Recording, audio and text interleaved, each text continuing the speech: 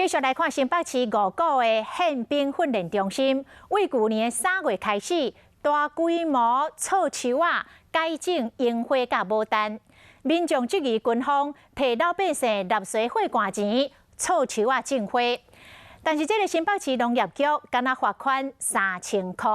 国防部讲因会检讨，这个新北市农业局嘛，阁来讲会阁等来勘验无排除会重罚25万。 有被砍伐的情形。原本会使压量净化空气的树仔，即马拢变做景观用的樱花限度馆。这是伫新北市5股区的宪兵训练中心。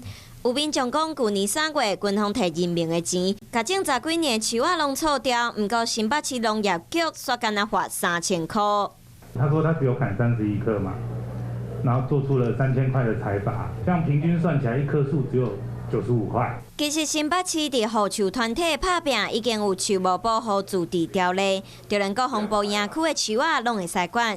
或者去面对质疑，新北市农业局嘛来解说。今年3月初的时候，我们就获知说，其实那个营区不只有5棵树，我们就会加重的处分，总计会有25万的裁罚。是安怎会将树仔换做欣赏的花蕊？国防部发言人讲是附近的居民反映树仔叶仔的问题，才会来错树仔，即马造成争议，嘛会来检讨。 我们对于整个营区树木的修剪，我们一定会依照新北市政府树木保护相关的条例再来施作。错树仔的事件，阁互环保团体保护树仔的议题出现。即马护树团体嘛期待林务局会使赶紧定出修正树仔的规范，才会使互中央地方政府会使有依据，袂阁有凊彩错树仔的借口。